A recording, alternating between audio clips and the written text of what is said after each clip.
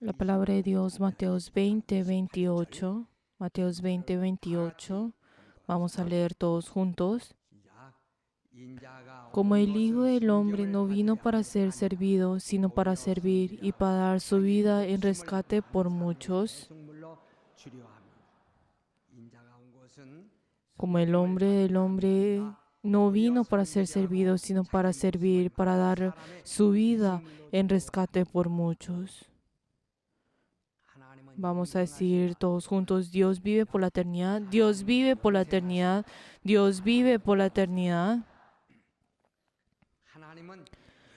Dios es quien vive por toda la eternidad. El unigénito que estuvo en el seno del Padre, el hecho de que haya venido en esta tierra es para sufrir la muerte. Jesús, el hecho de que se haya hecho hombre y se hizo menor que los ángeles y vino a la tierra revestido del cuerpo del hombre, es para recibir la muerte. Jesucristo, el hecho de que haya venido en esta tierra a morir es algo que nosotros tenemos que conocer con exactitud y creer. Él no sufrió la muerte porque conoció a personas malas como Pilato o porque haya escogido la generación equivocada, sino que Él sufrió la muerte de acuerdo a lo que ya había sido planeado desde antes de la creación. Y esta es la razón por la cual se hizo hombre y vino en esta tierra. Si en el caso de que si el gobernador de esa era también era buena, o si todas las personas en esa tierra eran personas buenas o amables, pero como esto ya ha sido planeado desde antes, Dios hubiera endurecido sus corazones y Jesús hubiera sufrido la muerte. Por eso Jesús, ¿qué fue lo que dijo? Hijas de Jerusalén, no lloren por mí, sino oyen por ustedes y por sus hijos. Hoy en día hay muchas personas que piensan que la muerte de Jesús como si fuera algo que ellos tienen que sentir y sienten ese dolor de la muerte de Jesús como si fuera algo desafortunado, como si ellos pues tienen que sentir ese dolor de ellos como si fuera algo de pena. E incluso ellos al ver esa cruz y ellos comienzan a llorar y pretenden llorando pues desconsoladamente, mirando esa cruz. Sin embargo, la razón por la cual Él entró al mundo en la carne es para poder morir. Si Él no hubiera tenido la carne, Él no hubiera podido morir. Por eso Él vino en la carne para poder morir. Y por eso para morir, Él se revistió de esta carne. Por eso, la muerte de Jesús es algo muy importante, por eso se convierte en nuestra verdad. Y esa es la razón por la cual se convierte su propósito. Esto es algo que nosotros tenemos que conocer. El hecho de que Jesús haya nacido en el pesebre y mientras moraba en este mundo, Jesús recibió muchas persecuciones y sufrimientos. Pero el hecho de que Él haya nacido en el pesebre y todo este propósito en el cual Él sufrió y tuvo la persecución, todo esto es para ¿qué? Para poder recibir la muerte. Digamos, una persona que en la ciudad de Busan viene a Seúl con un tren, pero entonces su destino final es en Seúl. Pero entonces podemos ver que este señor al atravesar para llegar a Seúl, pues pasa por los destinos, digamos, de Daejeon o Cheonan. De esta misma forma, esa razón por la cual Jesús en esta tierra tuvo los diferentes pues sufrimientos es para traspasar esas diferentes cosas para poder ir a ese destino final, para morir. Él vino para morir la muerte. El Hijo del Hombre vino en esta tierra para morir. Él vino en esta tierra para dar su vida por rescate de muchas. Pero entonces las personas del mundo piensan que Jesús haya venido en esta tierra y él tuvo ese encuentro con esas personas malas y así es como sufrió la muerte, y, pues involuntariamente. Y también comienzan a pensar que la muerte de Jesús como si fuera algo emocional y como si fuera algo que ellos tienen que pues sentir la pena por Jesús, por su muerte. Pero esto es porque esas personas no conocen a Jesús. Queridos hermanos, nosotros tenemos que conocer a Jesús. Nosotros podemos encontrar en la Biblia la palabra verdad y evangelio, pero en la verdad las personas confunden estas dos palabras. El evangelio y la verdad no tienen el mismo significado. El evangelio y la verdad son completamente diferentes. El evangelio hace referencia a las buenas nuevas, o sea, las noticias. Está hablando sobre esas buenas nuevas. La fe viene por el oír. Y nosotros al escuchar el evangelio, nosotros tenemos la fe. Y nosotros, ¿dónde usamos esta fe? Nosotros usamos esa fe para poder creer en la verdad. ¿Qué fue Jesús? ¿Qué es lo que dijo? Yo soy la verdad. Solo la verdad es nuestra salvación y es nuestra vida.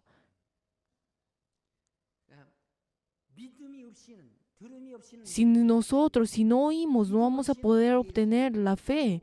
Pero sin la fe no podemos creer en Jesús, por lo cual no podemos confesar la verdad.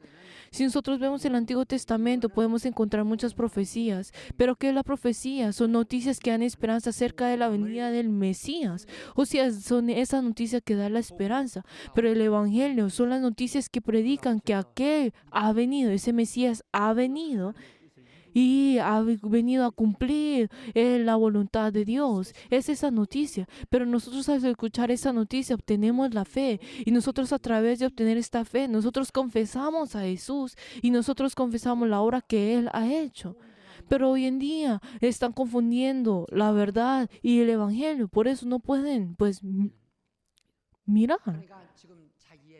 Por eso, hoy en día muchas de las personas no, pues confunden esto.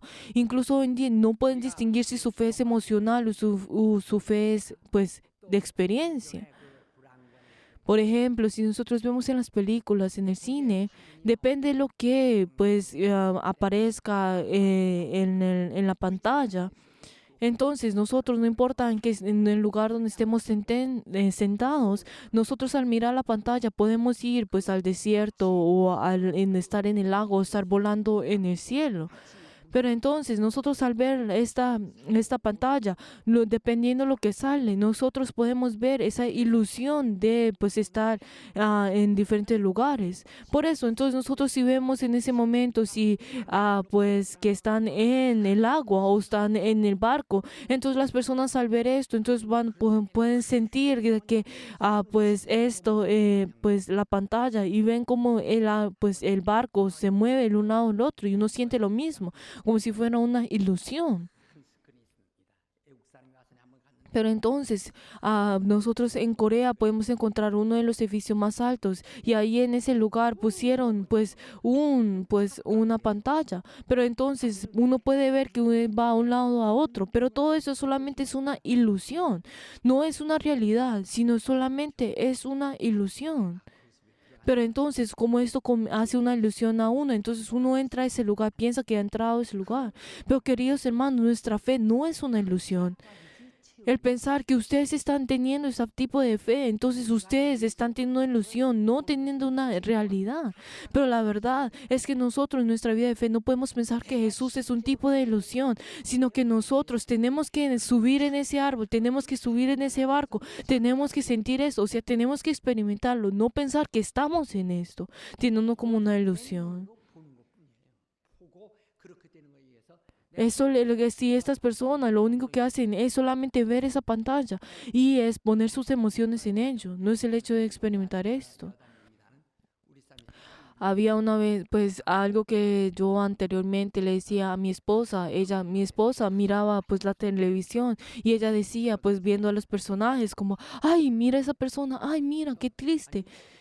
Pero entonces yo le decía como, ay, no te preocupes porque va a salir en otra película, esa actora. O sea, yo le decía, ella no había muerto. Ay, entonces ella decía como, ay, pobrecita, ella está sola. Y yo le decía, ay, no te preocupes, ella no está sola. Ella tiene a sus camarógrafos a su alrededor, tiene millones de personas a su alrededor, no te preocupes. Y yo siempre pues le decía de esta forma a esa persona para que ella no se divirtiera pues acerca de esto.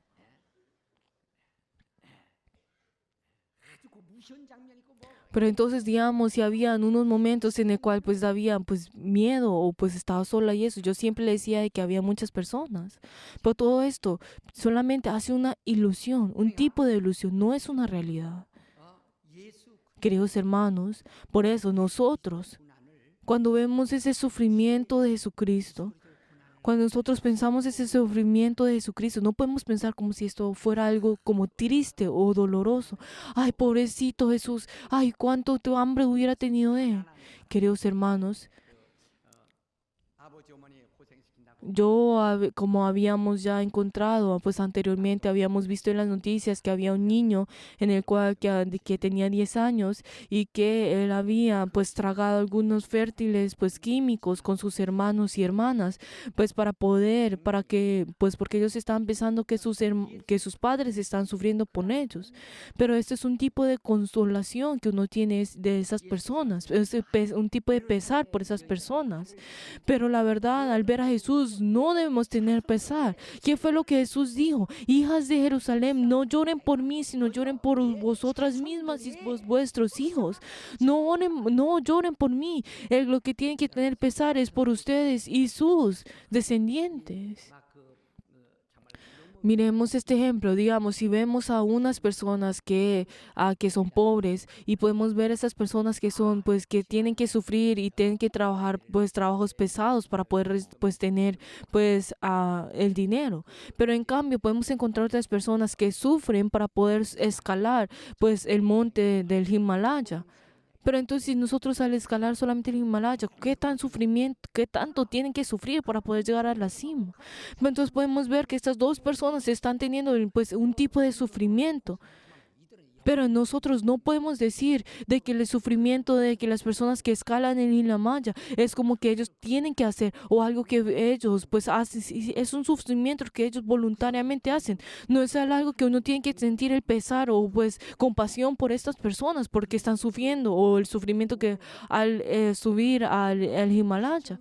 Ellos están sufriendo eso porque ellos tienen su propósito esto. No es algo que ellos tienen que hacer pues involuntariamente, sino que ellos lo hacen voluntariamente. Y no es el sentir el pesar por ello. Por eso, queridos hermanos, el hecho de que Jesús haya nacido en esta tierra y haya estado por 33 años en esta tierra es para cumplir ese propósito que Él tiene para poder morir. No es para que Jesús haya muerto involuntariamente para quitar los pecados de la humanidad, o tampoco es porque haya encontrado esa generación involuntariamente, o haya tenido pues ese encuentro con autoridades como Pilato o como traicioneros como Judas Iscariote. Aunque en ese tiempo, si no hubiera existido, digamos, Judas Iscariote, el Señor hubiera tenido pues ese encuentro con un tipo de esa persona, o incluso Jesús hubiera pues derramado su sangre a través de otros tipos de personas, a través de ellos. Queridos hermanos, nosotros no debemos sentir consuelo o pesar de esto, queridos hermanos, sino nosotros verdaderamente tenemos que conocer cuál es esa muerte de Jesucristo y luego la razón por la cual Él murió, de esa razón. Eso es algo que nosotros tenemos que conocer. Tenemos que conocer. Por eso no debemos pensar neciamente que las imágenes de las películas son nuestras experiencias reales.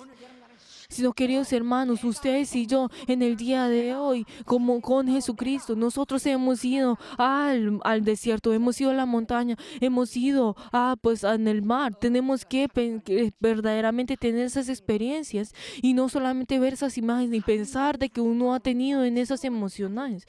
Tener esas emociones y las experiencias completamente diferentes. Queridos hermanos, nosotros verdaderamente, realmente tenemos que experimentar a Jesús. Tenemos que saber cómo Él ha obrado, qué es lo que nosotros hemos experimentado a través de esa muerte de Jesucristo. Tenemos que experimentar. Queridos hermanos, hoy en día, ¿cuál es la razón por la cual hoy en día caen? ¿Qué es la razón de esto cuando tienen su vida de fe? Es porque no han tenido esa verdad. ¿Qué es lo que Jesús nos dice a nosotros? Esa verdad nos hará libre a nosotros. Y por eso nosotros tenemos que tener la fe, porque nosotros al conocer, tenemos que tener, pues al conocer la verdad tenemos que tener la fe. Y la fe viene del oír. Nosotros ahora vamos a leer todos juntos Juan 10. Vamos a buscar todos juntos Juan 10, versículo 17 y 18. Vamos a leer todos juntos Juan 10, 17, 18. Por eso me ama el Padre, porque yo pongo mi vida para volverla a tomar. Nadie me la quita, sino que yo de mí mismo la pongo. Tengo poder para ponerla y tengo poder para volverla a tomar. Este mandamiento recibí de mi Padre. Por eso, ¿qué es lo que nos está diciendo? El hecho de que Jesús haya recibido el sufrimiento, como les había dicho a usted anteriormente, la persona que es pobre y recibe sufrimiento es algo que uno tiene que sentir el pesar, pero esa persona que tiene que subir, que escala el Himalaya por sí mismo, no es algo que uno tiene que sentir el pesar, sino es su propósito que él quiere hacer.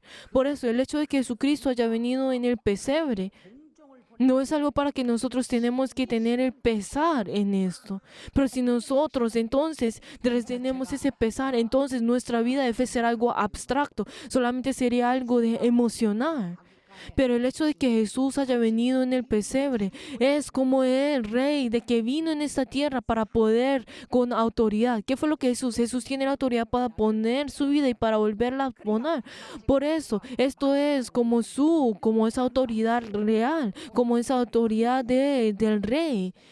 Por eso Él vino en esta tierra como ese pesebre, es tener esta autoridad. Por eso Él recibió esas diferentes persecuciones. Es como ese rey que ha venido en esa tierra en esa corona, con el rey, ese camino del rey. Por eso el hecho de que Jesús haya muerto en la cruz, esto en sí es como ese rey que ha venido con su corona. Es como ese camino que el rey ha traspasado.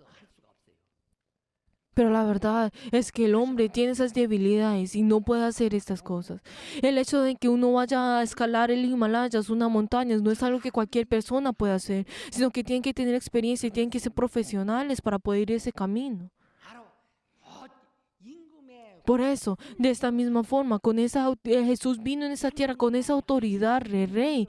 Él vino en esta tierra algo que solamente Dios puede hacer, algo que solamente Dios puede hacer, algo que puede hacer con la autoridad del hombre. El hombre no tiene la debilidad, tiene la fuerza para poder ser, pues, humilde. Uno puede decir, quiero ser humilde, pero el hombre no tiene ese poder para ser humilde. Por eso, el hombre necesita el arrepentimiento. El hombre, como no puede ser humilde, tiene que tener ese arrepentimiento delante de Dios. Como el hombre no puede ser santo, entonces él tiene que venir delante de Dios con el arrepentimiento. Si no tiene arrepentimiento, es el perecer. Aunque puede decirse constantemente, quiero ser justo, no lo puede ser. Esa es la debilidad que tiene el hombre. Tiene que tener ese arrepentimiento. Tiene que tener ese arrepentimiento. El hombre tiene que terminar su vida con arrepentimiento, si no perecerá. Pero el Señor puede terminar la vida sin el arrepentimiento. Él tiene ese poder para poder completar la ley pues sin el arrepentimiento. El hombre no puede completar la ley, pero Él es el único que lo puede completar. Él puede completar todas las cosas sin el arrepentimiento. Él puede cumplir todas las cosas solamente a través de su propio poder. Por eso, Él siendo Dios, Él se humilló a sí mismo y vino siendo hecho en carne como carne por la autoridad de Dios, con ese poder que tiene Dios. Como Él tiene ese poder, Él puede humillarse a sí mismo y venir en esta tierra. El hecho de que nosotros nos arrepentimos no es algo que nosotros tenemos que avergonzarnos, sino que es nuestra forma para poder cumplir esa ley, cumplir y terminar todo esto. Como el hombre tiene esa debilidad, no puede completar esto y por eso se arrepiente, pero el Señor no tiene la necesidad de arrepentirse. Él cumple con todas las cosas. Por eso esa muerte de Él no es algo que Él haya quitado, no es alguien se lo quite, sino que Él es aquel quien no, Él tiene esa autoridad para poder dárselo y también tiene esa autoridad para volverlo a tener.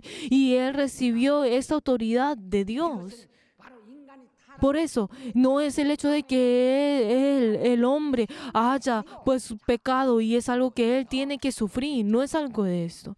Si vemos en ese momento, sin 1 Pedro, capítulo 1, versículo 19 y 20, 1 Pedro, capítulo 1, 19 y 20, sino con la sangre preciosa de Cristo, como la de un cordero sin mancha y sin condenación, ya destinado desde antes de la fundación del mundo, pero manifestados en los posteros tiempos por amor de vosotros.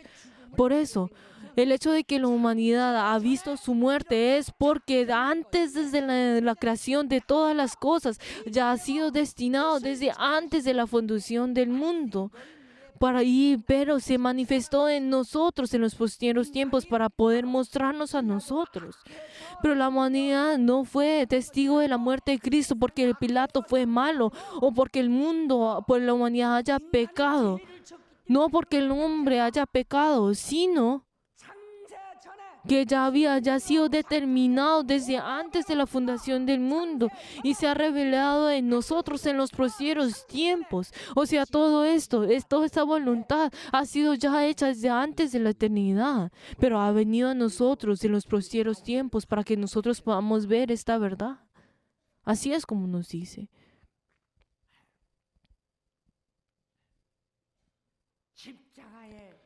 El hecho de que haya muerto en la cruz.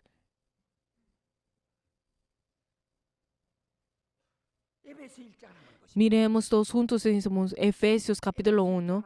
Efesios capítulo 1, versículo 3 y 4, que dice: bendito sea Dios y Padre de nuestro Señor Jesucristo, que nos bendijo con toda bendición espiritual en los lugares celestiales en Cristo, según nos escogió en Él antes de la fundación del mundo, para que fuéramos santos y sin mancha delante de Él.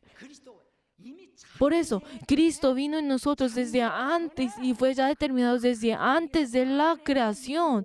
Y todo esto fue hecho y fue planeado desde antes de la creación. Y esto es algo que nosotros también vemos en Colosenses 1, desde el 15, todo lo que nosotros podemos ver, de que todas las cosas fueron creadas por el Hijo y para el Hijo, y todas las cosas fueron planeadas desde antes. Por eso, el hecho de que Jesús haya muerto en la cruz no es algo que nosotros tenemos que tener pesar. Entonces, si nosotros vemos en este momento en la Semana Santa, hay muchos de los cristianos que lloran y dicen: ay, Jesús murió en la cruz, y fingen pues llorando lágrimas de pesar. Pero entonces, si nosotros vemos en el Antiguo Testamento, nosotros podemos ver que las personas que se quejaron en contra de Dios, vieron que se manifestaron, pues vinieron ellos y fueron mordidos por serpientes, pues venenosas. Y muchos de ellos estaban muriendo. Pero Moisés clamó a Dios. ¿Y qué fue lo que Dios le dijo a él? Hazte una serpiente ardiente y ponla pues en una asta y haz que todos que hayan sido moridos miren a esto. Por eso Moisés y luego hizo una serpiente de bronce, y la puso en el asta, pero no está hablando pues que es una serpiente de bronce, que haya esa pues serpiente, que las personas que habían sido pues mordidas, hizo que pusieron esto. Pero entonces Jesús no es quien nació pecador, pero Él aquel que ha sido hombre, pero ha venido en nosotros y ha recibido en cambio de nosotros esa maldición. De esa misma forma hicieron esa forma de la serpiente para poder que todas las personas pudieran ver a eso. Pero entonces cuando Moisés comenzó a gritar que miraran esto, y a las personas que miraron a esto, pues pudieron ser salvos. Y entonces todas las personas dijeron: ay, Padre, mira esa serpiente que nos había muerto, que había visto esto, que me había dado también esa maldición. Mire, ay, Padre, tú también mire, Madre, tú mira esta serpiente, mira, todos miremos esto. Y todos aquellos que lo miraron, pues fueron pues sanados, pero los que no miraron esa serpiente murieron en ese lugar. Si nosotros vemos también en la letra de los himnos que dice, la cruz en la cruz, cuando miré en la cruz, mi sufrimiento desapareció, pues podemos encontrar este himno que dice de esta forma. Pero entonces no es el hecho de que los pecadores deben morir por sus pecados y esas personas que venían a morir por sus pecados. Pero en el momento entonces que nos están diciendo, miren la cruz, uno de nosotros al mirar esa cruz, esas personas que habían sido mordidas por serpientes, al mirar esa serpiente de bronce, entonces uno podemos ver de que, nosotros que teníamos que morir al ver a Jesús, esas personas que vieron ese bronce de esa serpiente de bronce, fueron salvadas. Fueron salvadas. Uno al mirar a Jesús colgado en la cruz, uno puede ver eso, pues sabemos que nosotros somos libres. ¿Qué fue lo que dice acerca de esa cruz? Aquellos que han sido colgados en la cruz son esa cruz de maldición. Por eso todos aquellos que están en la cruz, esa cruz que nosotros teníamos que recibir esa maldición. Todos aquellos que mueren en esa cruz tienen que recibir la maldición como esos ladrones. Pero Él en cambio de nosotros, Él murió en cambio de nosotros, igualmente como esas personas de Israel. Ellos tenían que morir, pero esa serpiente que estuvieron en el asta, en cambio ellos recibió esa maldición. De esta misma forma nosotros. Por eso, esto es algo que esto puede ser hecho a través del poder de Cristo. Nosotros por eso al mirar en la cruz no debemos derramar nuestras lágrimas como si fuera algo de pesar, algo que tenemos que consolar, sino que esto es esa obra que solamente Jesús puede hacer, algo que Dios puede dar. Por eso tenemos que dar gracias y gloria cuando nosotros miremos esto. Tenemos que dar gloria y alabanza al ver esto. Si nosotros vemos todos juntos ahora Gálatas capítulo 3, Gálatas capítulo 3, Gálatas capítulo 3, versículo 13, que dice, Cristo nos redimió de la maldición de la ley, hecho por nosotros maldición, porque está escrito, maldito todo el que es colgado en un madero. Por eso, esa maldición que nosotros debíamos recibir, esa maldición que nosotros teníamos que recibir por toda eternidad, Dios recibió esa responsabilidad en cambio de nosotros. Y esto es algo que Él solamente puede hacer. Y eso es algo que está dentro de su autoridad, esa autoridad de poder morir y poder volver a tomar esa vida, algo que Él solamente puede hacer. Ahora miremos Juan capítulo 3. Juan capítulo 3, versículo 14 y 15. Juan capítulo 3, 14 y 15. Y como Moisés levantó la serpiente en el desierto, así es necesario que el Hijo del Hombre sea levantado, para que todo aquel que en él cree no se pierda, mas tenga vida eterna. Por eso, Moisés hizo una serpiente en el bronce en el desierto y la puso en el asta. Y así de misma forma, Dios envió a Jesucristo al mundo para que colgara en la cruz en ese manero, para que nosotros pudiéramos tener esa vida eterna. Por eso, todos aquellos que miren esa cruz, la verdad, si derraman sus lágrimas, se perecerán. Ahora, si nosotros vemos en Corintios 1, si vemos 1 Corintios 1, 18, 1 Corintios capítulo 1, versículo 18. Vamos a leer todos juntos. Porque la palabra de la cruz es locura a los que se pierden, pero a los que se salvan, esto es a nosotros, es poder de Dios. Así es.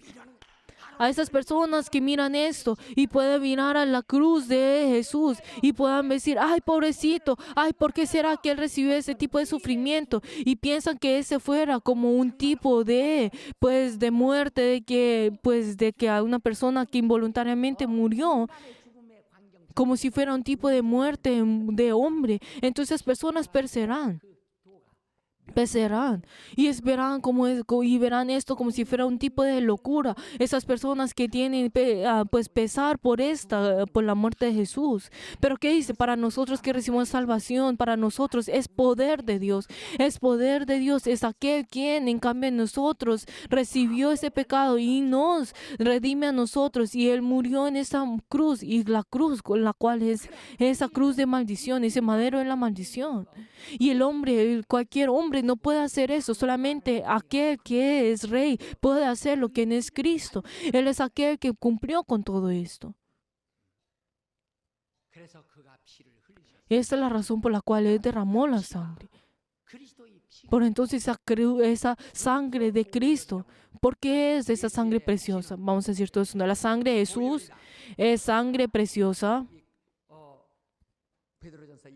Si como nosotros vemos en 1 Pedro 1:19, como dice que es cuando habla sobre esa sangre, está hablando sobre esa sangre preciosa. No se refiere a esa sangre que es de hombre que es derramada y se desaparece. Hay algunas personas que describen la sangre de Jesús como si y ponen como a un poco más emocionalmente y comienzan a llamarla la sangre carmesí de Jesús. Poniendo pues emocionalmente, poniendo pues emoción en esto. Pues así es, pues obviamente la sangre es algo rojo.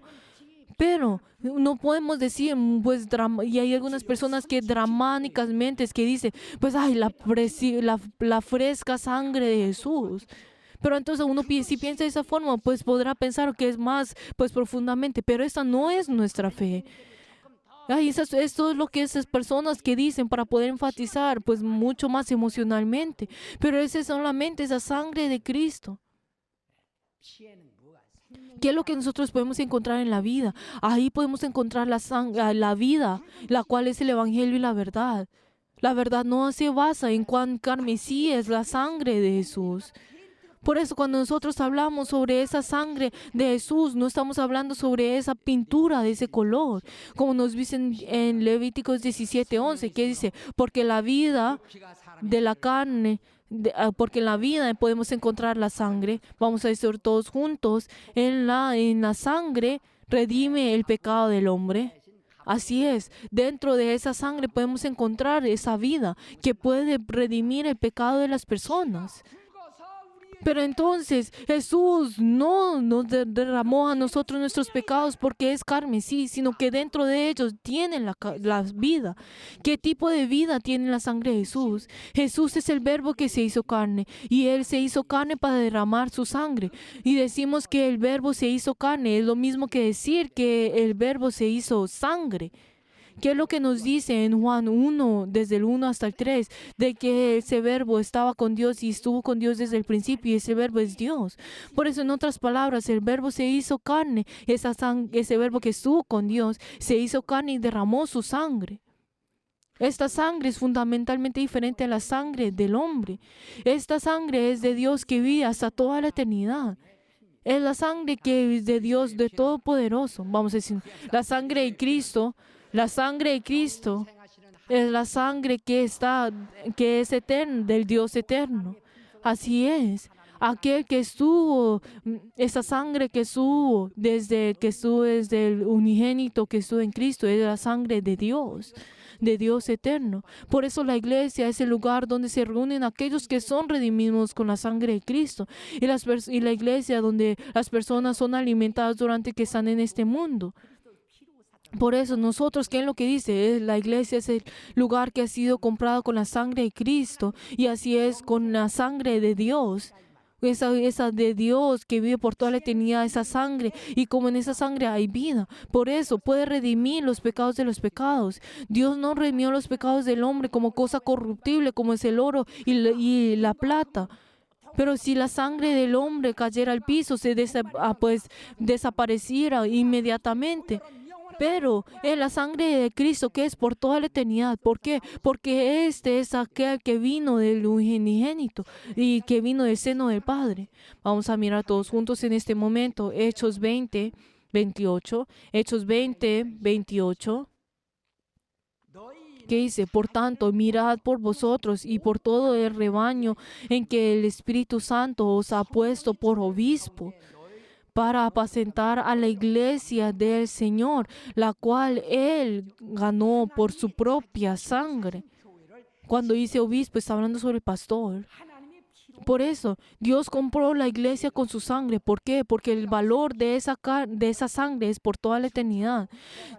Imaginémonos que si nosotros tenemos $10, pues a $10. Pero entonces si no usamos ese billete, entonces ese valor de ese billete será igual en todos lugares. Pero no importa si nosotros vamos a diferentes lugares, si tenemos ese billete, tenemos ese valor, no cambiará. De esta misma forma, nosotros, cuando Jesús murió en la cruz y antes al vivir y antes al estar en el seno del Padre, desde antes de toda la eternidad, ese valor es igual, es igual. Esa sangre, ese valor de esa sangre es igual en cualquier lugar. Por eso, nosotros de la misma forma, nosotros cuando compramos esto en y usamos billete, entonces podemos usarlo con el mismo valor con esto.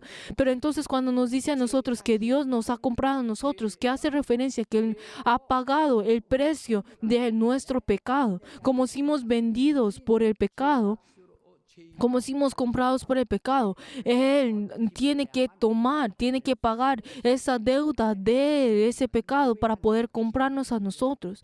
Cuando dice que nosotros somos comprados por el pecado, hace referencia a que somos esclavos. En el pasado nosotros podemos ver que muchas personas habían comprado a esclavos y así compraban y vendían esclavos.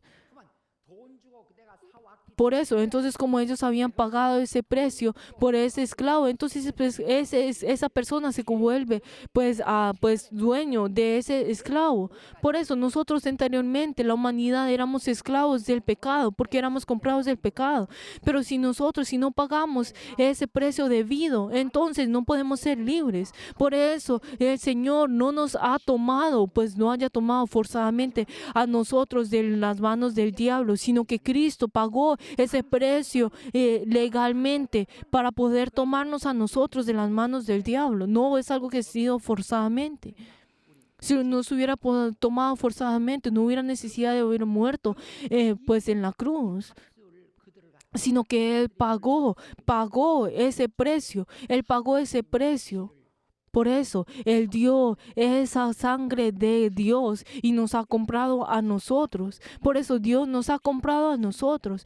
El Señor nos ha comprado a nosotros. Por eso nosotros somos pertenencia de Dios. Somos posesión de Cristo. Por eso nosotros hemos entrado en Él, porque Él nos ha comprado con su sangre. Por eso nosotros ahora somos posesión de Cristo. Y el hecho de que nosotros creemos en la sangre de Cristo, ¿qué es? Porque Él nos ha comprado a nosotros. Ahora no somos pecadores. Ahora no somos pecadores que hemos comprado por el pecado, sino que ahora nosotros que somos pertenencia de Cristo, porque Él nos ha comprado a nosotros. Eso es lo que nosotros aceptamos. Por eso, la verdad que es que Él nos ha comprado a nosotros por su sangre y nosotros somos, y Él se convierte en nuestro dueño.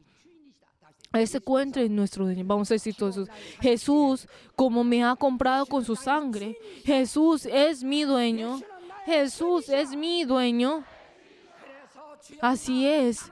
Señor, por eso no puedes decir, Señor, tú eres mi Señor, tú eres mi Señor, tú eres Señor de mi familia. Santifica a mi familia con tu sangre, santifica a mi familia con tu sangre. Tú haces nuestro Señor de mío y de nuestra generación, de toda mi descendencia.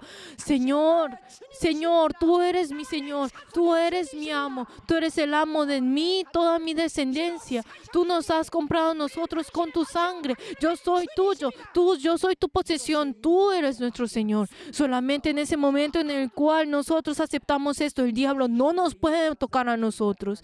¿Saben cuál es la razón por la cual los demonios revelan su identidad delante de Jesús? Es porque en el pasado los demonios oprimían la humanidad.